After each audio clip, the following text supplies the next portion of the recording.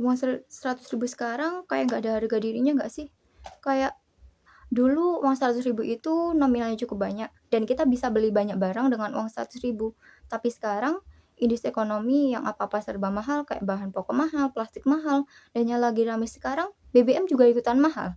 Kayak 100.000 itu cuma cukup 2 sampai 3 hari aja.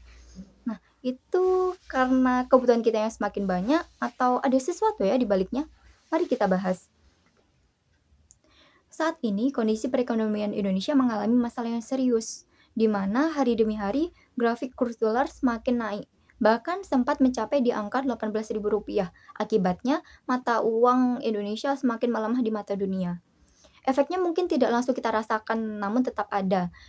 Bahkan ada pernyataan yang mengungkapkan bahwa masyarakat Indonesia, terkhususnya di daerah pedesaan, tidak perlu merasa cemas akan naiknya kurs dolar karena mereka bertransaksi menggunakan rupiah bukan dolar. Nah, justru pernyataan ini adalah pernyataan yang fatal. Karena apa?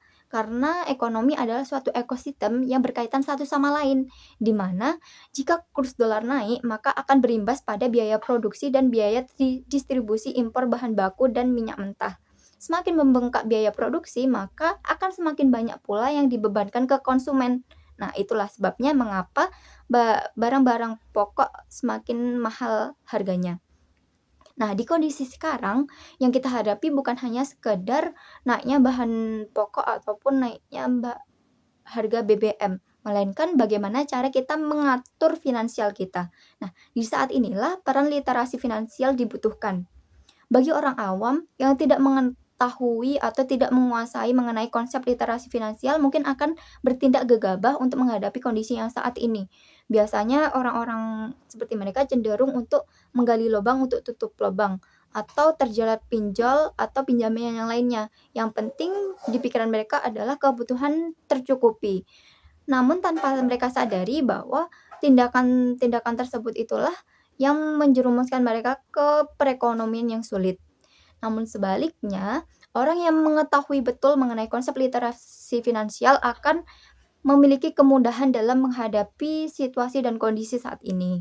Dengan literasi finansial, mereka akan memiliki pola pikir yang maju.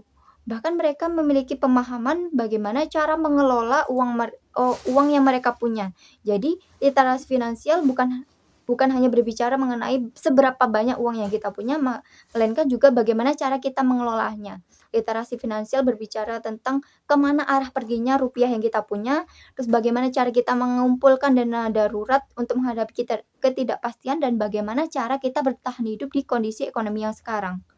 Nah, kita tidak tahu kapan kondisi ini akan berakhir, namun dengan literasi finansial kita memiliki bekal yang cukup untuk menghadapi kondisi yang saat ini.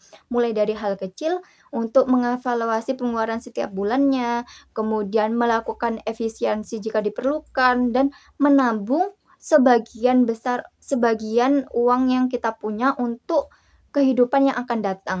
Jadi, ayo mulai dari sekarang amankan dompetmu untuk kehidupan yang lebih baik. Share video ini kepada temenmu yang mungkin merasa, kok uangnya cepat habis ya? Kok perasaan aku nggak beli apa-apa? Kok uangnya cepat habis? Nah, sampai jumpa di video selanjutnya. Bye-bye. I just had to let you know you're